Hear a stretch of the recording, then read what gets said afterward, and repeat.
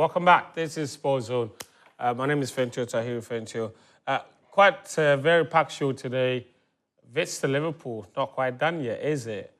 Mboemo United, not done yet, is it? But we expect those deals to be done. Anyway, guys, welcome to the show. Sichofe, Philip Ashrim, and Daniel Kransing. How you doing? Great. All is good. Did you have a good weekend? Fantastic. It was a long weekend. They were a brilliant one. Brilliant Yeah. one. Remarkable. Yeah. Sensational weekend. Memorable weekend. Lovely weekend. Sweet. Okay, the adjectives are plenty. What happened, my friend? The Lord is good. That's what I can tell you. And the pockets are full. Yeah, I am man. As the show goes on, I'll tell you who is in which pocket. Sicho. I mean, I had a great weekend of, obviously, sports was immense. Incredible tennis, we'll get to it. Incredible festival of football, the UEFA Nations League. The two semi-finals were a spectacle. And the finals lived up to it, yeah. So, yeah, for me, to be honest, I know we'll get to it, but not so much in the Ghana Premier League final day. But, yeah. All right, then that's what we will start with anyway. Whether you like or you don't like, it is our own. This is our own. Ghana Premier League, we are back again.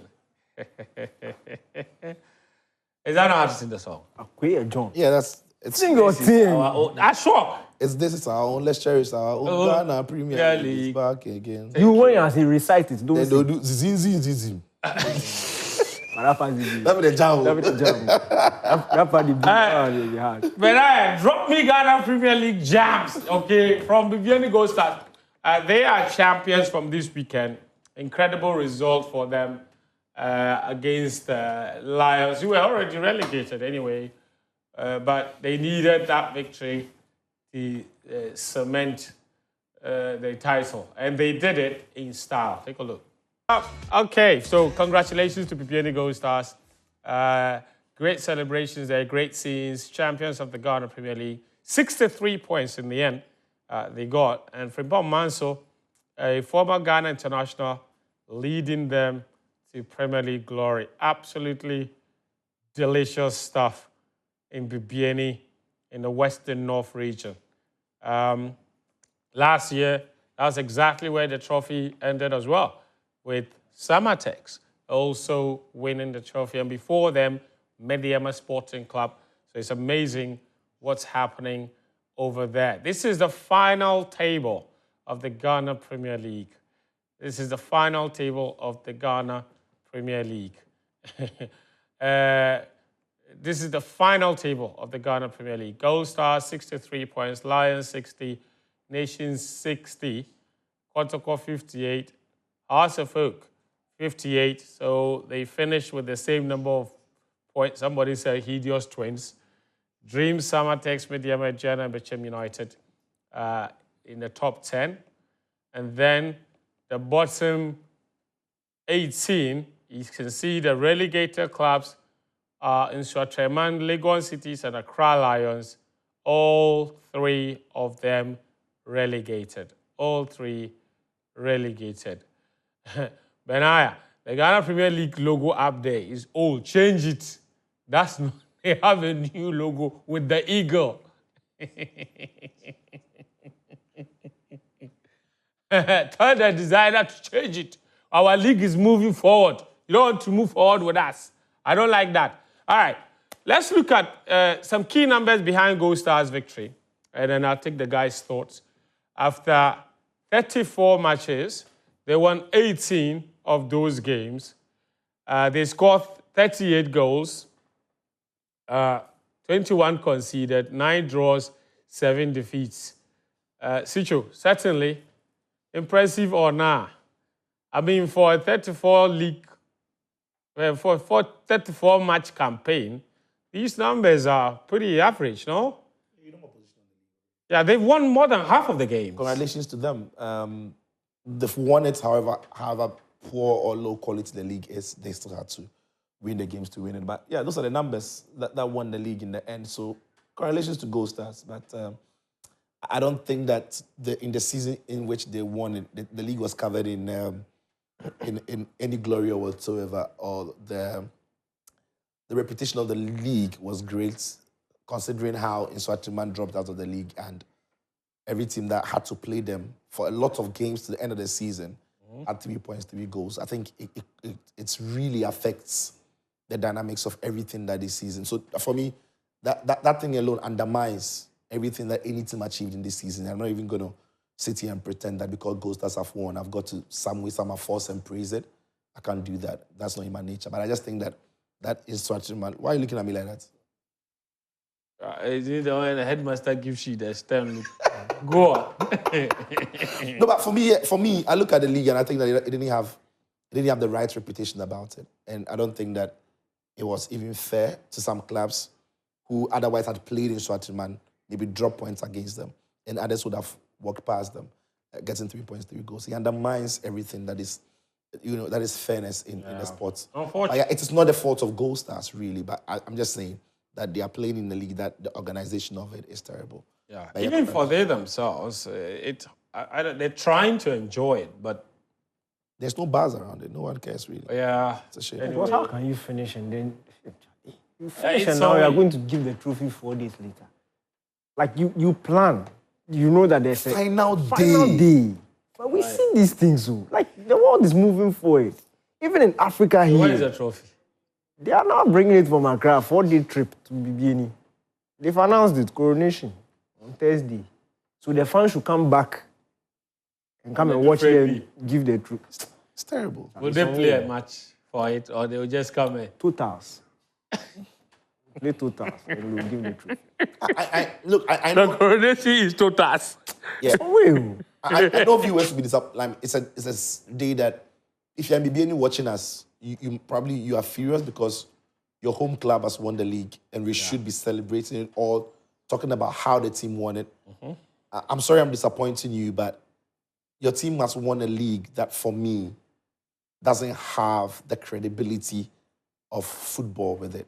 And I can't help but point that out because we cannot keep celebrating these things when there are massive problems wrong with our football, massive problems wrong with how we are running it. And on days like this where there are so many ears and so many eyes watching, I just think it's the right day to put it across. And that is why I want to make this known. That it's not the fault of BBNE GoldStars. If you're a BBNE fan, be happy for it. But if you love Ghana football, you will be sad on how you finish playing the league and still the clubs are poorer, they are a year poorer, and the conditions in the league is terrible. This year we lost a fan, but that didn't change anything because only last week we saw a game abandoned because of safety of fans and players on the pitch. So we can't keep overlooking it and just brush those aside and say the league is done, congratulations, well deserved, performance, your team was good, this player was brilliant. That for me is at the backbench. The key things might be spoken about, and that for me, the league lacks every credibility. All right. This league is turning out to be the league of new champions. In the last 9 seasons, since 2016, right, we've completed 6 seasons in that period because there was no league in 2018. Nyantachi was truncated. 2019, we played normalization. 2020, COVID. So those 3 years, we didn't have a league, all right? So we've played 7 seasons in the last, 6 seasons, sorry, in the last 7 years. Or in the last 9 years, we've completed 6 seasons. And out of those 6 seasons, 4 of them have been won by teams that had never won the Ghana Premier League before. So that's Lagos City, you see that. That's WA All Stars 2016, Mediama 2023, Summertex 2024, and BBNE GoldStars 2025. All these 4 had never won the Ghana Premier League before. So I don't know what's going on. And those other 2 victories, House of Oak won, Kumasi Asante Kotoko with the other 1. So that's a very interesting stat there. What about the top scorers chart? What does that look like at the end of this season? Stephen Amonkana is the top scorer with 15 goals, followed by Faisal Chawate of Nations FC. He's had a decent season. Albert Amo of Kotoko with 12 goals as well. Joseph Esso with 11 goals, and Nana Opong with 11 goals too. Joseph Esso, remember him from House of Oak, Dreams FC player, quietly doing well. Also scored 11 goals this season.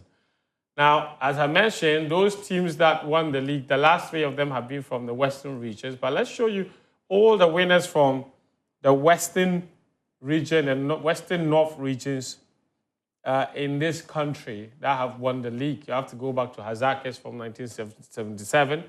There's also, of course, 11 Wise, who won it before Hazakes. And then there's Mediama. Now, of course, also Samatex and Nations FC. So 5 clubs from that side have won the league in the history of the Ghana Premier League. So massive congratulations to Nations FC. Great victory for them. Bibiani GoldStars. Bibiani GoldStars. Hey, Nations for me. The GoldStars people beat me.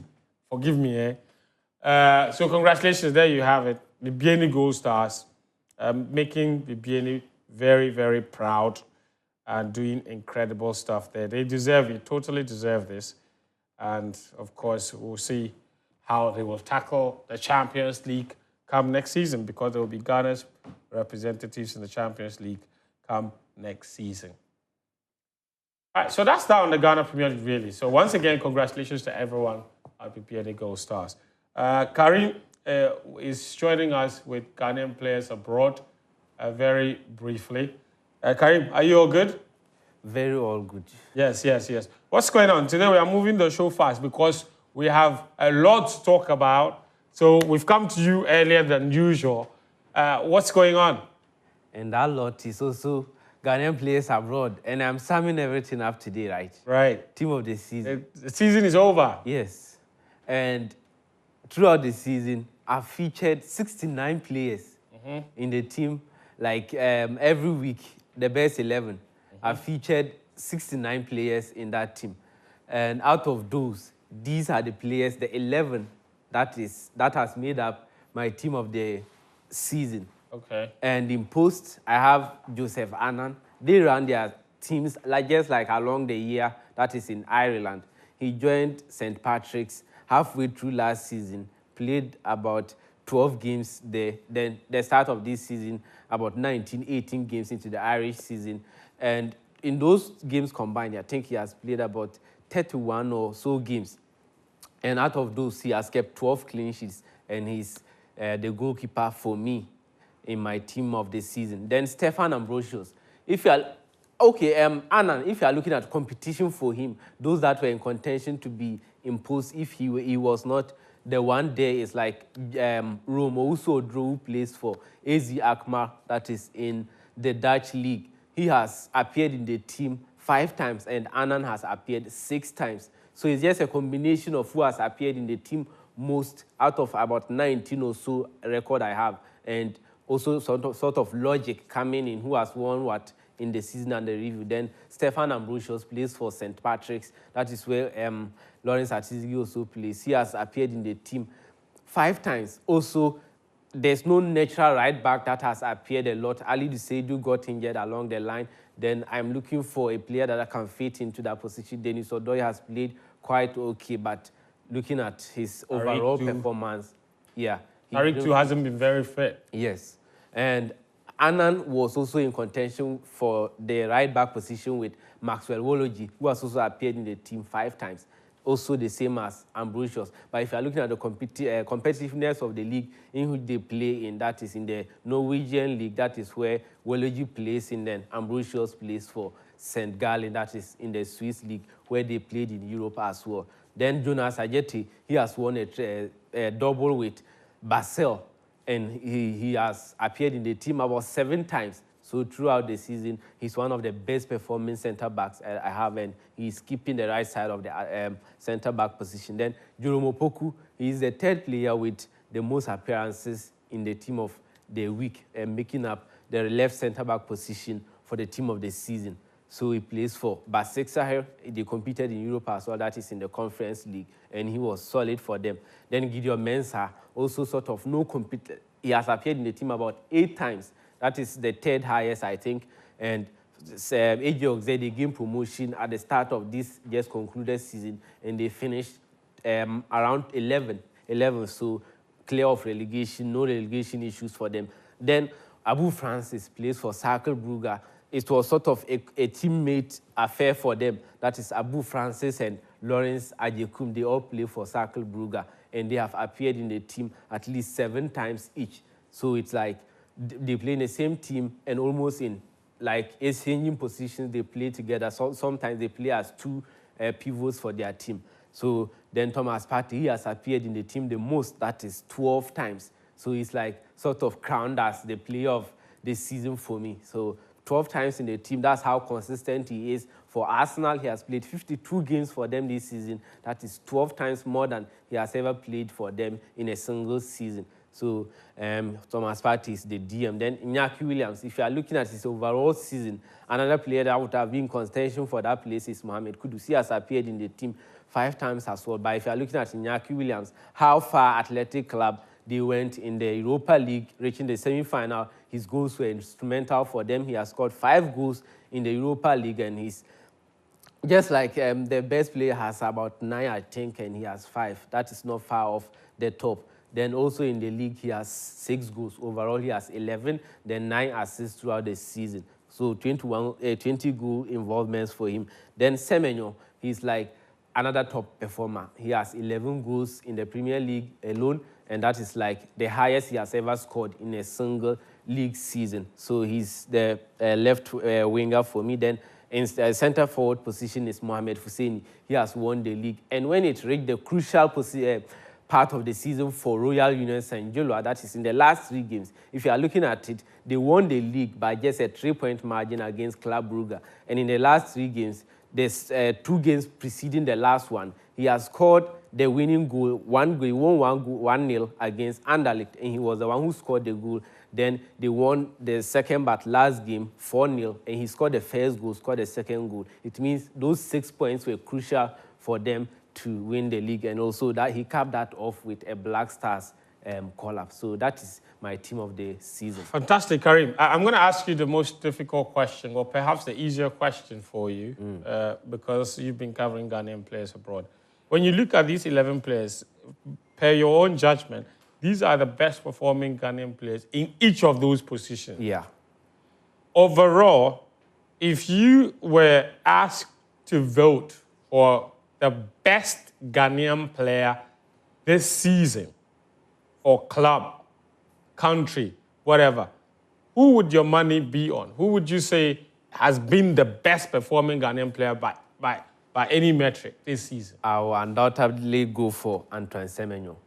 It would have been Hussein because he has won. He's the only player here that has won a trophy. But Semenyo, if you are looking at yes, Ajete as well. But if you are looking at the Premier League and the standard they've set there, him scoring 11 goals, now he's the 5th highest scoring Ghanaian player in the Premier League and has played about just 44 games.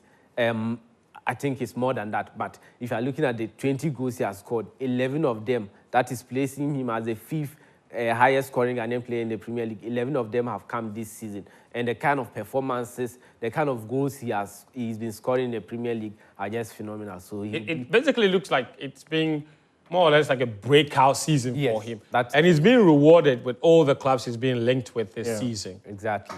So I think that is a good choice, to be honest. But we'll see. He's nominated for the Ghana Football Awards. Ghana for the Player of the Season, alongside Thomas.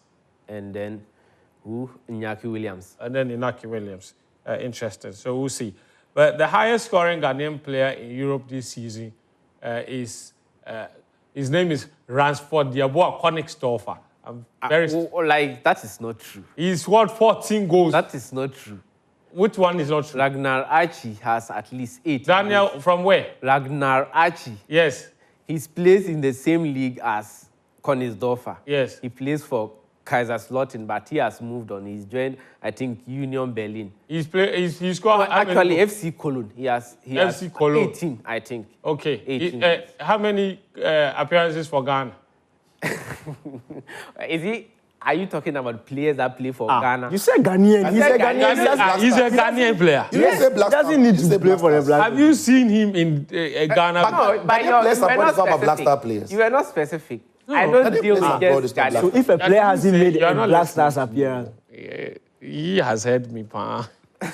The boy, no. Yes. As he said, he wants to play for Ghana. Is he Ghanaian? He has a Ghanaian parent. Does he play for any other country? Germany. He played for Germany's under 20s. He's eligible to play for the Black Stars. Yes, but is he interested? That's another Are question. you in his mind? Yeah. Have you asked him and he said no? I think we've handed him an invitation before. He didn't come. No, he has not had an invitation. Okay. I thought CK was calling all of them. No, he wasn't part. Because CK there, you call him. It was Ambrosius and CK. That guy go play. Yeah, the leveling. Jerry Yeah, leveling. yeah. CK there, he call everybody. You don't know. Just cast the net. If you catch that. You could do them. And that one was actually your friend who called him. Your friend, no. He's shooting. Akulubu. Yeah. Yeah. Bolivia. The guy will go catch for But on a level, CK scouting. We will talk. Because the leveling boy, CK called him before we found out who. Yo, The guy was a star player at technical that director friend, what is his name? The one who left. Bernard Lippert. He's the one who they said he's the one who linked the boy to come and play for the Black Stars. Oh, solid. It's been this boy, I don't know what's going on with him. Five. No, the boy at this team. What's the name of Tony, your boy's team? Frankfurt. Ansgar. No. But that guy is he Ghanaian. Yes. He is, but I think he has been. No, he's also playing for the Germany under 21. Yes. But he's I think fully. Ansgarnov. Yes. I didn't know. What they use him for games? Yeah. FM. Yeah, if Even from Dortmund. if you go to his profile and in transfer market, it has both flags. Ansgarnov. Germany and Ghana. But he's say was some for the game. No, but Ansgar, how you mean for the game? They sell him every But time. Ansgar is one of Frankfurt's. He's on winger. He won the Europa League with them. Yeah, no, he good, but for the game inside here, I need Yeah. to sell him, sir. I didn't know Yeah. it. No, Ansgar has a Ghanaian parent. Ansgarov. I think his mother or his father. One of them is Ghanaian. As we speak, if he didn't Oh, You don't love it. I wanted to interview him when we went to Frankfurt, but he was injured, so he didn't even show up for that game because he was at the rehabilitation center. Okay. So he wasn't even available, unfortunately. Anyway, Karim, thank you very much, guys. I'm going to take you to Germany. You know what? First up, let me show you. The UEFA Nations League is. I don't know how people want to call it. It's not friendly matches. It's not qualifying matches. It is not a league. It's not like a tournament, one-off tournament. It is just the UEFA Nations League, but it's competitive. Semi-final matches happened. Obviously, Portugal made it to the final, and then Spain too made it to the final. Spain beat France. Portugal beat Germany. Fantastic. Then there was third place playoff, so the losers faced off with each other. First up, France took on Germany in the third place playoff, and they ended up winning that particular game by 2-0. I don't even think that is where our interest is. The final between Portugal and Spain is where our interest is. That game ended 2-0 after full time, then penalty shootout, and Portugal won. We will take the highlights of that particular final.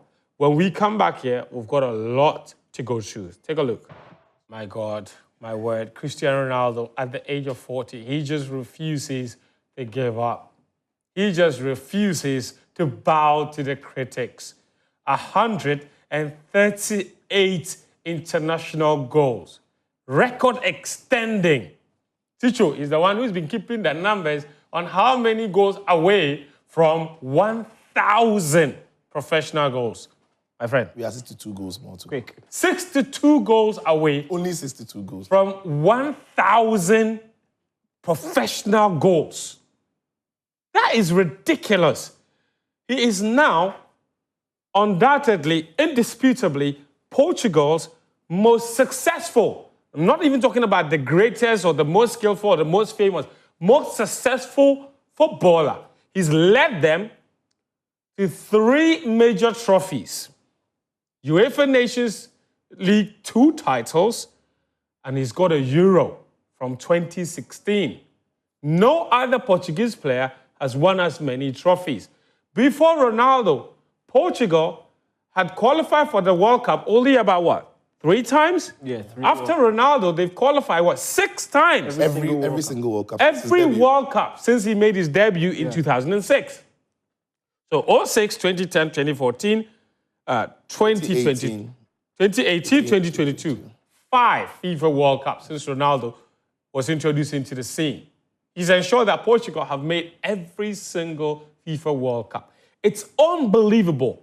When Ronaldo was playing at his first Euro tournament in 2004, Lamine Yamal was not born. His parents had not married each other.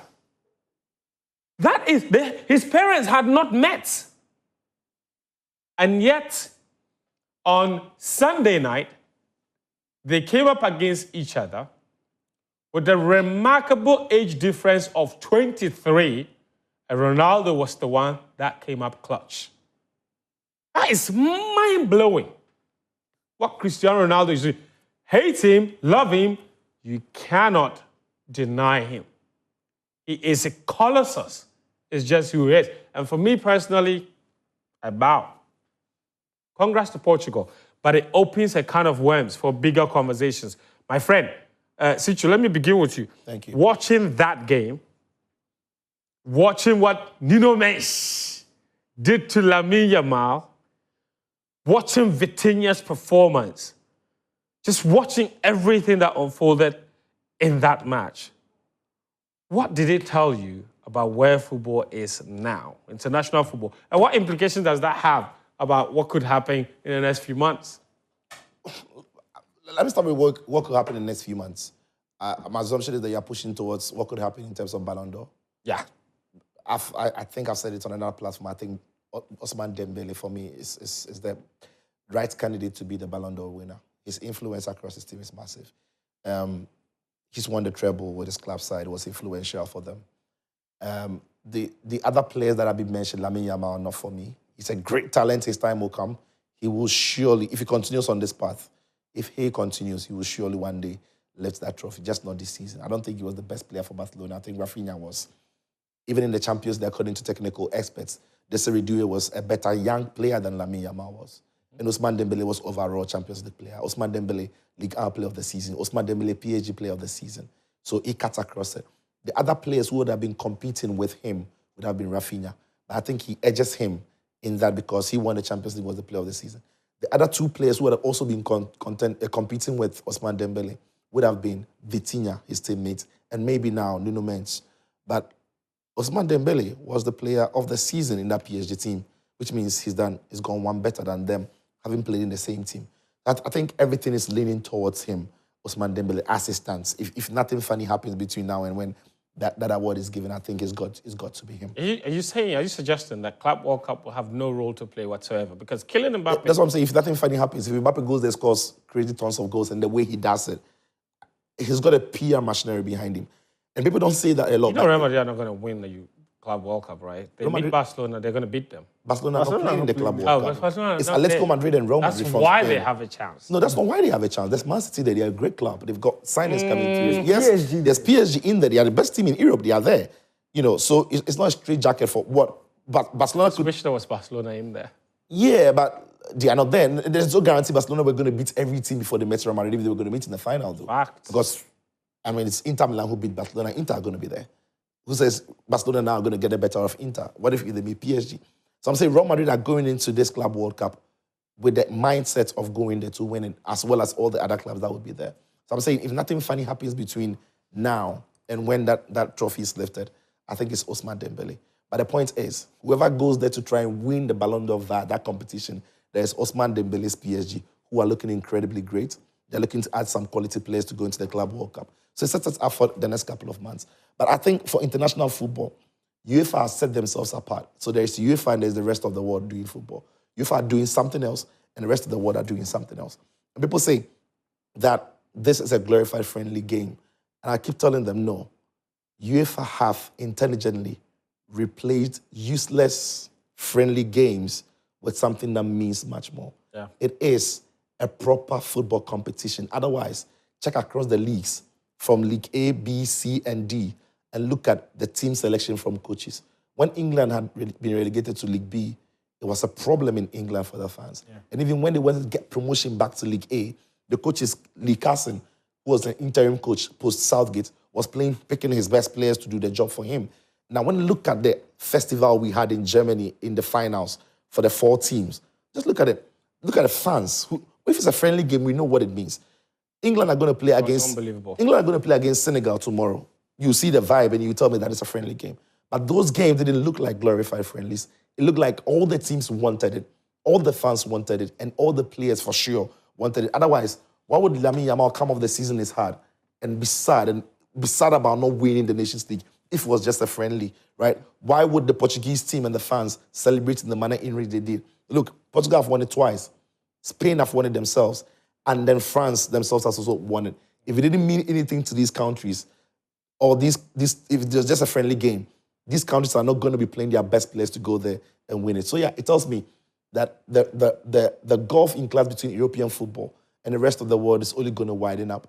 Coaches are going to have more contact, serious time with their players than we Africans and the South Americans. So we are likely to see a lot more. It's going to even be harder to find quality friendlies. To find competitive teams It's not going to be harder. It's already hard. And it's been like that in the last 6 years. You don't get European. In the last 6 years, you barely get Argentina playing against England or Netherlands playing against Brazil because in that window, they are playing more serious games. And then what that's doing is that it's only going to ensure that European teams, like you said, keep widening the gap. And it might be a long time before we see another country outside of Europe win the World Cup.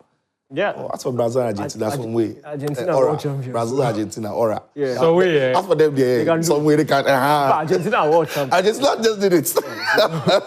It's not really an issue. But look, Citra said it brilliantly. It's a big deal. It is a big deal. Yeah. This wasn't a competition. Portugal versus Spain wasn't hosted by any of the countries. It was a neutral ground, but it was a packed stadium. You had thousands of fans traveling from their countries. The neutrals who were in the stadium, when you looked at the UEFA layout, there were neutrals who occupied more of the stadium than the fans from the home countries. And that is a big deal because the best players are on show and they are playing their best football. You have Champions League winners, treble winners on the pitch, played even in the 3rd and 4th game. Look at the team that France fielded. Yeah. If it was a glorified friendly game and it was just a 3rd and 4th game, Mbappe and co are not starting that game. But they are playing and they are playing till the end. Yeah. And it shows you the seriousness that some of these countries attach. And look, the thing is, just look at the past winners. If it wasn't a competition that some of these teams were taking seriously, we would have seen many of these lesser known teams reaching the latter stages. But it's constantly being the big boys who are reaching there's Germany, there's Portugal, there's France, there's Spain in the last Netherlands. It's showing you the competitive nature of this competition. So again, it's the smart thinking from UEFA. And it's just because it's unorthodox, it's very difficult for the rest of the world to place it in terms of where the major competitions stand, because we know that the Euros is the major one.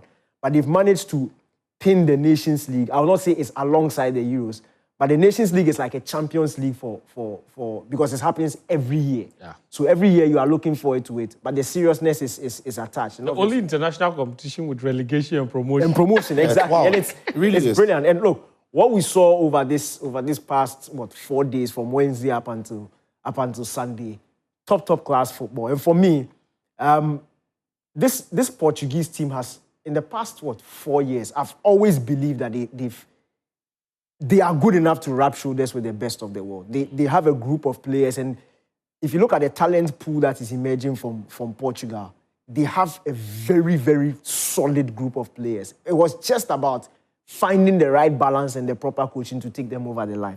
Now, I would have been very pained yesterday if Portugal didn't win. From day one of this competition, unbeaten in the group stages, by far the best team in this competition, went to the knockout rounds, how they dispatched off opposition, went to the semi-finals. You saw them against Germany, the home team, coming back from a go-down, going on to win the game. Against Spain, who have been virtually unplayable in fact, for the last 2 years. Not lost the game in the last 2 years. And look at how Portugal plays Spain. In fact, if you look on the balance, if anybody was supposed to win the game over 120 minutes, perhaps Portugal got the better opportunities to kill it off.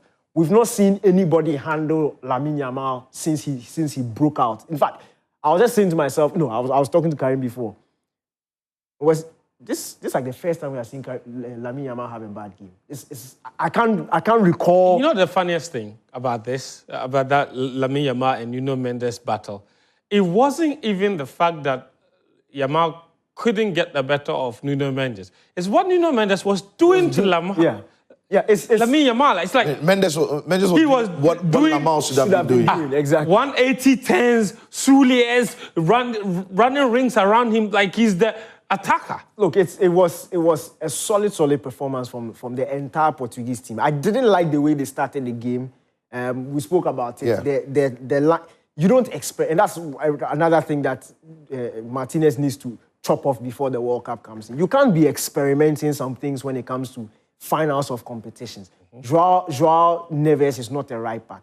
I feel like he wasted Joao Neves' 45 minutes. If Joao Neves had started in midfield alongside Vitinha, I think Portugal would have been leading by halftime because they had it in them. We all saw, once those changes was made, when Ruben Neves came on, Vitinha had a stable partner in midfield. He started making things happen. Portugal started getting into things and eventually were able to get the equalizer. Had a couple of chances to go on and win. Obviously, the penalties ended up doing the do for them. It was poor coaching from the beginning, but quickly he figured it out. For me, Portugal by far deserved it. And another thing that made me happy yesterday was it's been very frustrating when people just deliberately want to push a certain narrative without facts, without... This whole Portugal is better without Ronaldo. It is complete nonsense. The evidence we have, and the evidence everybody uses, is that Switzerland game at the World Cup. The last friendly game before the World Cup, Portugal had beaten Switzerland by 4-0. Switzerland had a poor World Cup before that game. That game, 90 minutes, is not enough evidence to stand on and say that this team is better. The guy was top scorer before the World Cup. He was top scorer for them in the last Nations League, leading to the Euros. The Euros, yes, it didn't work out, but the entire team didn't necessarily do well. He's come back into this competition, top scorer, and we are still hearing cries of they are better off without him. And we saw the entire attack just drop dead once he walked off the pitch. And that is why Goncalo Ramos doesn't start. That is why Jota doesn't start. Because they've been able to, just like Argentina did with Messi, yes, off the ball, he doesn't offer a lot in terms of defensive. He's 40. He's 40. You don't expect him to be pressing. But that skill set he has, the ability to score anytime he likes, it's a skill you can't find anywhere. Intelligence and awareness. Awareness, the intelligence, completely unmatched. So they've been able to find a system where other players will put in defensive shifts to accommodate him. But when they are going forward, once he's there, there's almost a guarantee that he's going to get you a goal. And he just needed that one chance. And he doesn't need to touch the ball 10 times. He doesn't need to he doesn't need to drop deep to build that. That thing doesn't add anything. It is about that. You see, all those metrics are stylistic metrics. So if you want a team that possesses football, then you expect their striker to be dropping deep play. It doesn't mean you are better than anybody. The job of the striker is to score. That is this. When it comes to the different positions in football, the goalkeeper and the striker, it's so easy to judge them. Goalkeeper, you are supposed to prevent goals. And you're passing. And you're passes completed. It is saves. That's your fundamental duty. And the striker, you score. Simple. If you're number 9, you are up there. You are responsible for goals. So you are judged by your goals. You are not judged by the touches you make, by your defensive. And that's what Ronaldo has done. That's what Ronaldo has done. And he's come up clutch in crucial moments. He scored in the quarterfinal, semi-final, final. Winner in the semi-final, equalizer in the final. Important goals. He said yesterday, he's not scoring the 4th goal. He's not scoring the 5th goal. He's scoring the important goals. Yeah. And he's done it throughout the competition. Top scorer for the champions of the Nations League. So for me, I'm absolutely... A little bit on the game. I think, yeah, Portugal have gone on to win it, but there's something they clearly need to work on. The time difference between when they create opportunities is way too long. It takes way too long for Portugal to create chances. When they've got one of the best goal scorers in the history of football, even doing it at the age of 40, you should be creating it. And they've got some... I think the problem with Portugal, again, is centrally, they've got players to create chances, but out wide, apart from Nuno Mendes when he gallops forward, they don't really have a sparkling creator Neto will run and get dribble back, but he's not the best cross of the ball. He doesn't necessarily create enough. No, Rafael Leao, João, you can't depend on Rafael Leao to create those things. Joao Felix the same. So they've got those are the I like the Portuguese team. They've got quality, but they've got that problem. And so when Ronaldo went off, when Ronaldo was on, they barely created anything until the Nuno Mendes goal, and then the Ronaldo goal. Ronaldo went off. It took them until extra time for Semedo to get on the end of one, and then Jota to get on the end of a cross. So it takes way too long, in my opinion, for Portugal to create chance. And that is how come people blindly criticize Ronaldo and blame the lack of chances from the team on him. Because guess what? He will play, he will be there, chances are not coming, and everybody's like, he's not making the runs. And one thing I like about Ronaldo is, he's also now accepted that, of course, because he's 40, he's not always showing up to demand the ball, like, give it to me, let me run the show. He's allowing the younger players to run the show and picking positions where he's drawing players out. And we saw the Nuno Mendes go. Yeah. When he came and picked the ball and did a couple of things, people look at it and think it's irrelevant. But that is Ronaldo drawing players out. Look at the space that afforded him because of where Ronaldo took, the position Ronaldo took. So yeah, I think that now if Portugal can understand the kind of player he is and then play to him, there aren't, nobody can name more than 5 footballers now in the world of football who will assure you goals in top moments, pressure moments, than Cristiano Ronaldo. Fantastic. DK, before we take our break, I need you to, I'm giving you 5 minutes. You believe that the Ballon d'Or race, we are all mentioning the wrong names. There's one name that has to win the Ballon d'Or. That's my match day when you're giving me 5 minutes. That's my Guinness match day. Please, you know what? What we will do is that, Benaya, you know, we'll take a short break. When we come back, I will read a lot of your messages here, and Daniel will tell us who he thinks should win the Ballon d'Or. And then, of course, we can read more messages after that. Do stay with us. This is Sports Zone on Joy Prime. All right, welcome back. This is Sports Zone. It's proudly sponsored by Piva Beverages, Guinness, as well as Kivo Gary 4-in-1 mix. I've got many of your messages here before Dante K comes in, and it's quite a lot of them. Let me read some of them, share them with you. A lot of you have got a lot to say about. Just give me a second. Yes, a lot of you have got a lot to say about the things that we've been talking about here on the show. Okay, so this one says, just give me a second. All right. Good evening, friend. I don't know why people keep mentioning that kid's name in the Ballon d'Or. He's not done suckling yet to take that trophy. The village shall take the ultimate. Chelsea should look for some experienced defenders and strikers to make our team stronger again. Timeless Isaac Sopo in the Volta region with that message. This one is from Joseph from Bandi. Hi, good evening to you guys. It's always a joyous moment to sit in front of my TV every Monday to watch you guys break down all we need to know about football around the globe. Special congratulations to CR7. Hi to my man Daniel and Uncle Karim. This message from Francis Ebina inside Sogakope. Francis says, I am very happy for the Sioux weekend. My GOAT has lifted yet another trophy. The World Cup is next then. All of you are looking sharp. My friend is looking very, very sharp. Pilolo Izuyani says, you see the way people are singing sloth praise, they should maintain the same energy when things start to go downhill and Liverpool are not winning continuously anymore, especially Sicho. Interesting message from Pilolo Izuyani. Yeah, don't talk about the future, talk about it now. So now, it's Lotto. If he's shine, I'll tell you he's shine. Richard from Akimoda says, please, I need updates about Brian Mbuemo to Manchester United's transfer. Danike, what's happening? We are on it. We are in talks. Okay.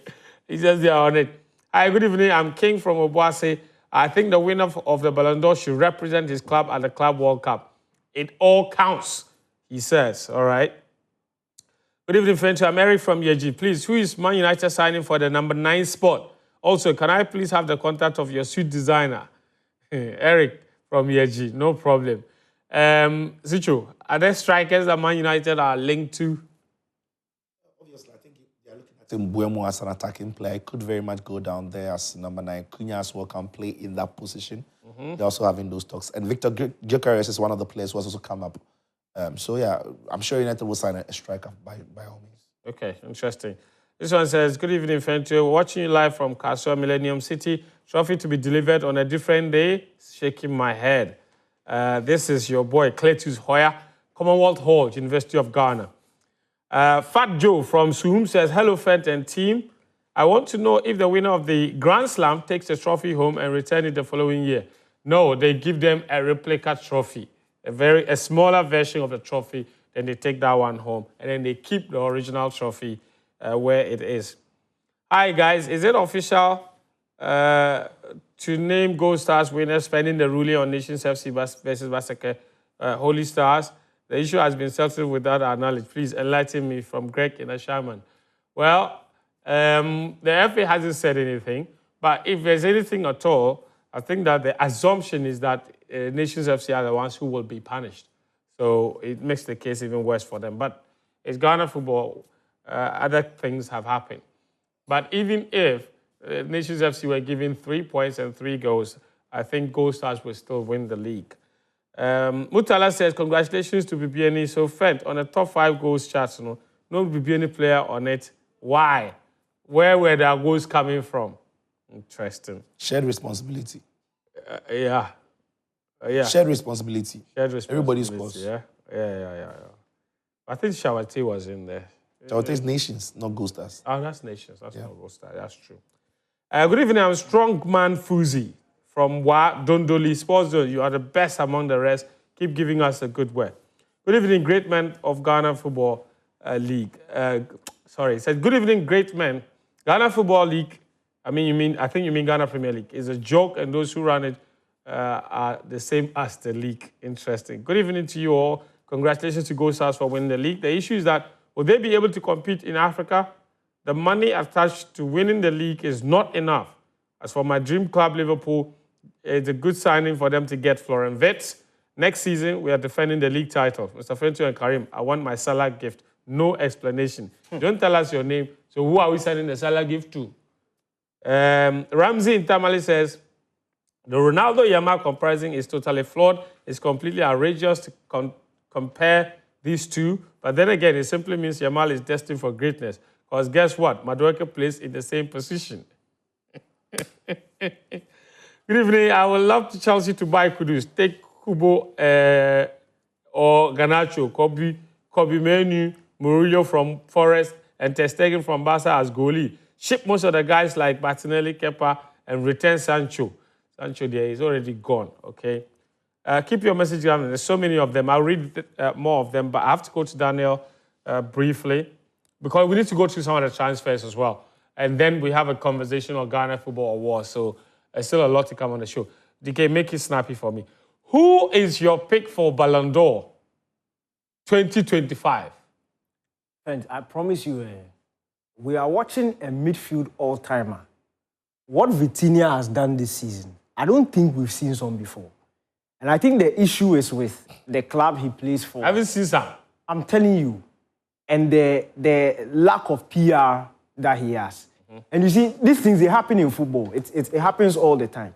I think Dembele, first of all, because he's an attacking player, and the way the Ballon d'Or has become is now usually, in fact, look at the past Ballon d'Or winners, when Messi, Ronaldo sport it. So we are looking at Messi. The one time Luka Modric won because he wanted to mafia Ronaldo. Messi, Ronaldo. When the Ballon d'Or was Ballon d'Or. It's more Messi, Ronaldo. Messi, Ronaldo. Don't do it like Messi, Ronaldo. Sorry. When the Ballon d'Or was the Ballon d'Or, it was rewarding ballers. It wasn't necessarily about always the attacking players and the goals. So we are looking at Pavel Nedved when he won in 2003. He scored about 5 league goals that season. Zidane, when he won in 1998, he scored 3 goals the whole season. Matthias Sammer was a defensive midfielder. You go back, you look at Lothar Matthäus, a central midfielder. Ruud Gullit, a midfielder. They were getting recognition, not just because of the goals that they were scoring. Look, last season, this is Rodri. And what Rodri did in the Euro 2024, that earned him the player of the tournament according to UEFA's technical team. Let's look at what he per the system he plays, his importance is distribution and making the team tick. These were Rodri's numbers, a 92.8 pass completion. And I want us to look at the passes and where they were going. This is from the UEFA's website. 411 passes completed out of 439. 66 backward passes, 172 to the left, 115 to the right. And if you do the math, you can tell the rest of them are forward passes. But if you do the math, very few. These were Rodri's distribution numbers as against his defensive or disciplinary numbers. So we are looking 7 fouls committed, 3 yellow cards. And when you are playing in that, because you are like the pivot, you do the protection of the back four. So in addition to in addition to the distribution, you're also supposed to protect the back four. When you look at his defensive numbers, the ball recoveries, the chances, the clearances, blocks, these were really good for a competition that Spain ended up winning. Rodri was a player of the competition. If you take a look at this and you compare it to what Vitinha did in the Nations League for Portugal, I'm not even talking about the Champions League. This is Vitinha's numbers for Portugal. A 95.1 pass completion. And if you look at Portugal's play, they haven't necessarily dominated possession in every game. He is so efficient when he has the ball. You look at the long passes completed. The most difficult passes, the long ones, that's the one he's got 100% in. The medium passes, 65 out of 67. Short passes completed. Now look at the backward passes. Out of 615, only 14 were backward passes. And this is a guy... ball back 14 only 14 times. In out of in 615 attempts. And this is somebody who is sitting at the base of Portugal's... That's crazy. There's 25 passes to the left and 36 to the right. The rest of them were going forward. This is Vitinha's numbers. Somebody who is a defensive midfielder doesn't always... is being pressured a lot. But he's able to pick these passes. If he's going long, the accuracy... Look, 95% as against Rodri's 92. Rodri was brilliant. He ended up winning the Ballon d'Or. This is what Vitinha has been doing for Portugal in the Nations League this season. And for me, what freaks me is this. He's had 1 yellow card the entire competition. Hardly commits fouls. 1 yellow card. Five fouls committed in the entire competition. This is Vitinha's disciplinary numbers. So he does it without breaking a sweat, without causing his team trouble by creating fouls. If you look at Rodri was committing a lot of fouls, which is usually normal for some of these players. But Vitinha's positioning doesn't even require him to be able to make those fouls. Look at this. The ball recoveries. He's making an average of 5 ball recoveries every game. So he doesn't need to. His position is so good. He's hardly making a foul. He's just picking up the ball. And he reminds me so much. He's like a blend of N'Golo Kante because of his intelligence off the ball and how he picks it off opposition. And the technical ability of the Rodris and the Cruises and the things we've been seeing. This is an all-timer we are watching, but I don't think they are giving him, or we are giving him the credit that he deserves. These are Vitinha's numbers in the Champions League this season. And for me, the next best thing in football today when it comes to a midfield general, pass and control, is Pedri. And I'm comparing what Vitinha did against what Pedri did in the Champions League this season. Let's go to the pass accuracy again. Vitinha is doing a 94%. Pedri is doing an 89%. And again, if you go to the distribution, we look at this again. If you go to the distribution, Vitinha is doing what? 94%? 94%. And he has played 3 more games than Pedri. Pedri is doing an 89%. Now, again, this is what freaks me. Look at the passes attempted, 1,392 against Pedri's 903. To be fair, Pedri has played slightly a bit more forward than Vitinha this season.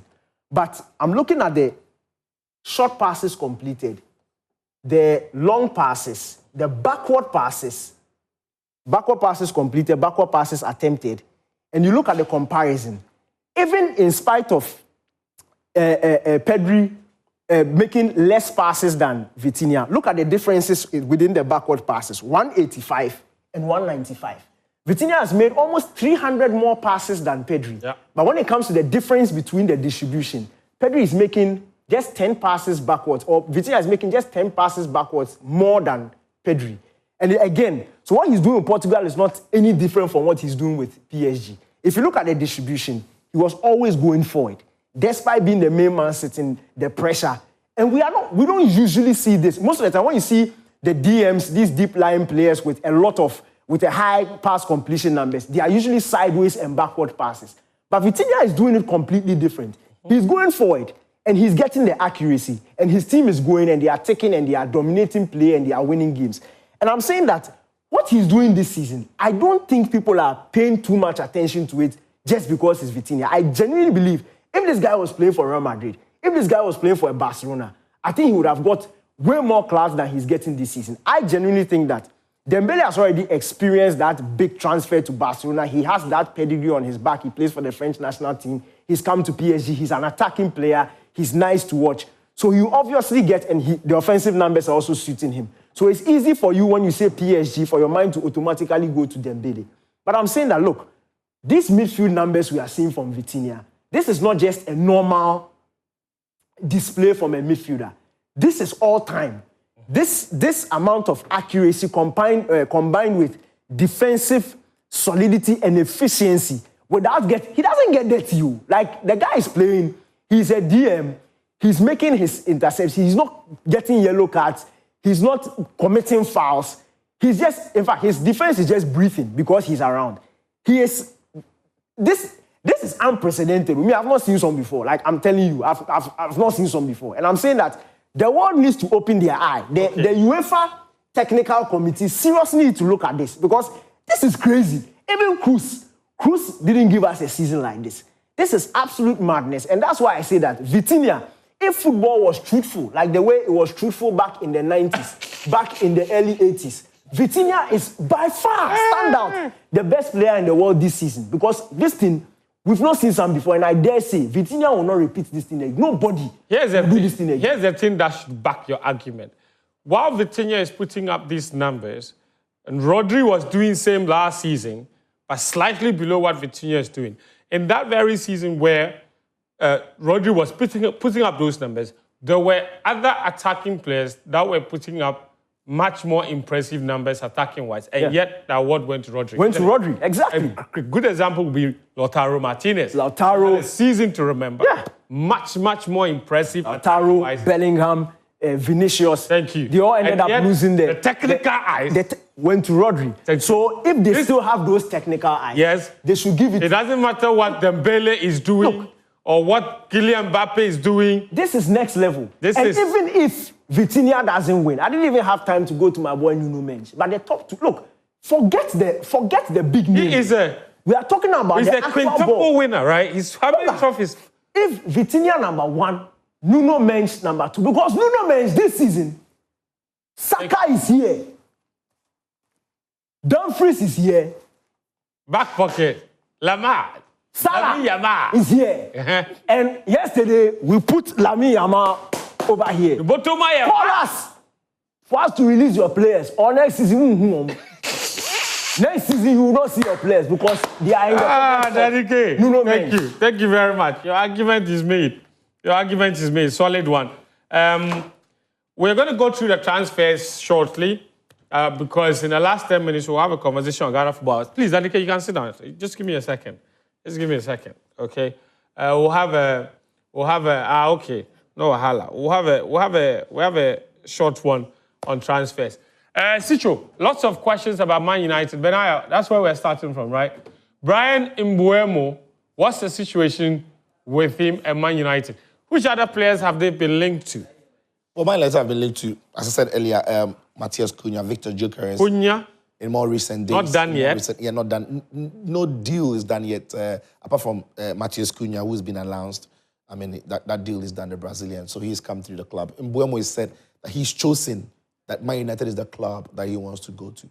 And now also he's come to the fore that Victor Gyökeres is another player that United are looking at. So it's still very early in the transfer market. United are not under pressure. They are not going to play in the Club World Cup, so they've got some time to put a team together before preseason. Okay. You've also got Manchester City, the crazy things that they are doing. Yeah. Ryan Cherki, Adnuri, Reinders. Yeah. I mean, what is Pep up to? Well, last summer before the season started, City underestimated the rebuild they had to do going into the season, right? And so City had to rebuild the team. They didn't because They had a decent campaign. They won the Premier League, blah, blah, blah, and all of that. So they took their eye off it a little bit. I think so that has pushed them to do the rebuild now. But people forget it. City started doing the rebuild in January. So in January, City made a couple of signings. Kusanov came through the door. They brought in Gonzalez as well. Umar Mamouche, who looks like one for the future, also came through the door in January. And they're only continuing that rebuilding in this summer. So Edneri comes into the side, a very brilliant signing for the way City plays. I love the way he plays. Offensively, he's great. Defensively, he could raise question marks. But when City have a lot of the ball, as you expect them to have, I'm not sure he's going to be a liability. He could really be a weapon for Pep Guardiola. Ryan Cherki is an interesting one. It's not about his quality, it's about his consistency. Can Pep Guardiola coach consistency out of him? And without so much freedom on the pitch, in a system that Pep likes to play his players, how well will he function? The one sign that I think that is almost certain is going to be a big deal for Man City is Tijani Reinders, because if I imagine Tijani Reinders alongside Rodri, it's scary. Because that guy can break into the box and score you goals. He can track back and win the ball from the back. He's good at receiving the ball under pressure. Excellent. His passing game is good. His dribbling game is good. So I think there's going to be an exciting signing to see how he plays alongside Rodri and whoever partners them in that middle of the park. So yeah, City are making some impressive signings. Rory Delap. To Chelsea. Not Rory, sorry. Liam Delap. Liam. Rory Delap's That's Rory Delap's son. Son, yeah. Yeah, the Delapic Roma. Yeah. You didn't know? I saw. Yes, I saw a game. You didn't know? That's Rory Delap. The towel guy. Stoke City. I saw That's his son. I saw highlights of Stoke. One of Stoke's games in the Premier League. I think when Stoke went in the league. Now, goalkeeper was going to, clear the ball. Step off his line was going to clear the ball. It's Robinson. It was Robinson. Robinson has two options: clear the ball to a throw-in or take it to a corner. Guess what he did against Stoke? Corner kick. Yeah. But listen, this is an interesting one. What kind of signing would he be for Chelsea? Is that the kind of player that they need? Yes and no. Yes, because it's a good option to have if you have an assured, experienced goal scorer. I'm not sure. I'm not knowing Chelsea are done with their business in the market yet. No, because I don't think Chelsea are going to buy that assured goal scorer. So he's going to be sharing that slot with Jackson. And I think the both of them are still unfinished products yet. And if Chelsea want to go to the next step, they would have needed a lot more of experience and somebody who can guarantee them goals. But I like Delap. He's old-fashioned. I think he's a bit more of a natural finisher than Jackson is. He's cooler in front of goal. He smashes the ball really well. A bit more confident in his strikes. And he gives you a different problem that Jackson won't give. Yeah, Jackson's a strong runner. But Delap's ability to go physical with defenders, yet run past them and create that space for himself, it's impressive. It's a very decent signing, but it is the fact that Chelsea do not have a striker that, if there's a Hurricane and Delap is your second choice striker, I love it. That's okay. If there's Victor Osimhen and Delap is lurking around, but if there's Jackson and Delap, you're wondering, two players who are not finished articles yet, leading the charge for Chelsea going into a season where they want to compete for the Premier League and maybe go on and do well in the Champions League. You know what I find really interesting is Chelsea's pursuit of Mike Maignan. Because I've seen comparison of his numbers with Sanchez. Sanchez has had a better season. Chelsea so desperate to sign him. So whereas Sanchez has had a better season than Mike Maignan, Mike Maignan's problem, so we don't know yet, and I'll tell you why. We don't know if it is an AC Milan problem, because the AC Milan team has been terrible, and at times can be harsh on the goalkeeper. It's like when David De Gea was at Man United. If you stack up his numbers against any other goalkeeper anyway, you are saying De Gea is a bad goalkeeper. But that team was terribly bad. Mike Maignan's AC Milan this season, they are where they are because of how poor they played in the season. But I've seen him play. I follow Serie A every season in the last 10 years or so. And I think he might just be on the decline, just marginally, Mike Maignan. From the season that Milan won the Scudetto, where he was immense. In the last 2 seasons or so, I don't think he's necessarily been the same goalkeeper, even though I think his quality is really high.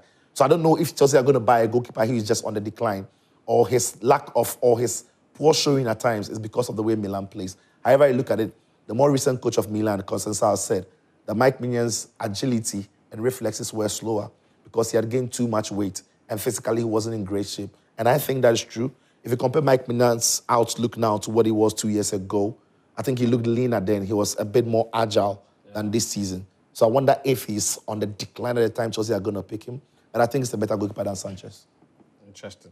Okay. Anyway, thank you, Zicho. We've been joined by Felix Romak to talk Ghana Football Awards. That's happening this Saturday as well. The award is in its 7th year.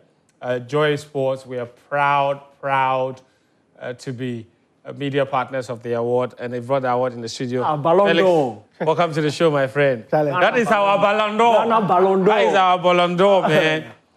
Listen, we've been doing a lot of work around this. Even when Karim came here, we spoke about the Player of the Year nominees and what have you. But talk to me about preparation so far and why everybody should be excited about this award. Well, Fent, happy. These two, what are they doing? Bring the award back. Bring the award back. Come and put it here. It's very heavy. It fits me. It fits you. Bring the award back. Yeah, Fent. Put it here. Why are you jealous? Won't you be sorry? Yes. Excited to say this is the 7th year of the award. Yeah. Last week we did the nominee announcement at the Lennox Bar and Restaurant, and happy to say multimedia have been a strong partner of the award since the first inception, and continue to be. I'm super excited because we'd want to have a better award ceremony than we did last year, and last year was one of the best we've had, and we want to build on that. And what we've tried to do this year is we've renamed one category, which was the thumbs up. We've named it to the football impact. We feel that thumbs up looks too common, and the magnitude of people that normally wins that award and what they do, we feel that it's more impactful than just naming it thumbs up. Okay. And then also we've introduced a new category called Football for Good. Okay. And that award goes to current players who are using their time and resources to impact their community. We've had a lot of players who are doing good. What about administrators who are going into different spheres of football, like prison football and things? Yeah, all these. That's football for good. Well, that's what footballers. That's a football for good. But football for current, if they don't award me for the Tumu Cup, I'll be upset. No, but Faith, current footballers. That's for good, right? Of course. But then again, the category is very specific. Current footballers who are playing. That's why so like Thomas Partey tournament. Like Thomas Partey. No, well, there's but aside Thomas Partey doesn't only do tournament. We've seen what what's the name? The Brighton guy, Tariq Lamptey. Tariq, yeah. We have Osman Bukhari was giving. There are a lot of players who are doing good. Jordan Ayew, not just even within the Ghanaian space, but outside the West African bloc as well. And some of these players, they don't really want the eyeballs to be on them. And we feel that, Charlie, aside the football, they take up their time. In pre-season or when after the hectic football season, when you expect them to relax, they come in and do all this kind of activity. And we feel that they deserve to be recognized. And that could also encourage other footballers who are not doing any of these things to say, no, let me also see how best I can channel some of my resources, my brand, my time into helping impact the community. That's a new category but like always, the flagship would always be the Footballer of the Year. We have Thomas Partey. He's had a very fantastic season, a bit injury-free. I think this is one of the best seasons he's had with Arsenal. We've seen the season where he's played the most games, and Arsenal getting into the Champions League semi-final for the first time almost a decade. We've seen what Antoine Semenyo has done for Bournemouth as well, and then Inaki Williams, excellent season, played almost 37 games.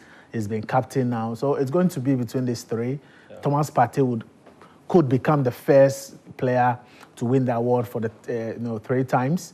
And that could be also. He's already won it twice. Twice. He won the first 2, edition of the award. So Niki has a question for you. I just want to understand. Yeah. The criteria for the award, does club performance take more weight than national team performance? Well, if you look at the season, every season, maximum for national team, you play like 6-5 games. Yeah, so at most 10. At most 10. Last year we played 13 matches. So 10. That's the average now. Yes, 8, but if you look at club football, there are a lot of games, not just the league, but there is comparatively. Thomas played 52 matches and for Arsenal alone. And if you look at even both 3 players, I think apart from Thomas, who had a very good blaster moment with goals in the qualifiers and all that, Antoine did quite better, than Inaki because of injuries. Inaki had a lot of injuries, but I think most of them are in the various category based on what they did for their the club club. level. But members of the club, I don't know, Danny, I don't know who you voted for, but I don't know the reason why. Sicho is also a member of the Club 100. He has voted. I don't know what reason but I'm sure that both of you also look at the national team and then the performance at the club level as well. So for the Club 100, they might not look just what happened at the national team, but then also the performance at the club level as well. That's one. Who's supporting you this year? It's very important to give them a shout. Well, I think that I must say Safari Valley. They've been doing it for the past 3 years. Multimedia always has, partners, media partners, and it's going to be live on Joy Prime. Yeah. Yes, red carpet will start at 7. We've had a huge support from NASCO this year as well, and a couple of sponsors are also trying to come on board before. Yes, please don't waste time. Sign up immediately. What's your problem? As possible. Oh, please, do we know who is hosting the red carpet? Well, it is under discussion, right? Last year, I did it 2 years ago. You want Sele? No, I don't want Sele. Last year, there was a fantastic view from the hosts. No, it was a sweet view. Last year. So you want another one? Yeah, so we want Fentio have done the red carpet for the last. It's not Fentio we want to see. Well, I'm saying no, but I don't know if he decide who gets to partner him. It's okay. I don't know. Listen, we're building up. You hear more on this. On Game Plan, Felix will be back. Wednesday night, he'll be on Joy Prime. Prime on Joy News as well. Prime Sports on Joy News at 8:30. So we're building up to the award. You can find all the details on our website. We've also been sharing them on our social media. All the different nominees and categories are all there. I have a quick question for you, guys. Where should Kudus go? Where should Semenyo go? We've seen the clubs linked to them. Today, reports say that Semenyo is going to Spurs, or Spurs are keen on him. Should he go? Yeah, I think so. Spurs. He should go to Spurs. Yeah. Kudus to Chelsea, Daneke. Arsenal. Arsenal? Yeah. Arsenal. I think Arsenal is better. Arsenal is a better fit. Yeah. Interesting. Carlos Alcaraz, no? Sina Slag. Congrats to him. Sina Slag. But we'll be back. I was rooting for Sina. Yannick. I was rooting for Sina. Why? It's interesting because the part of Italy where Sina is from, they speak German there, and they're Italian. It's crazy, right? They share a border with Austria. Anyway, that's our show this evening. Thanks to Piva, thanks to Guinness, thanks to Kivo. We appreciate you all. We're back again next Monday with another episode of Sports. So until then, take care of yourself and bye-bye.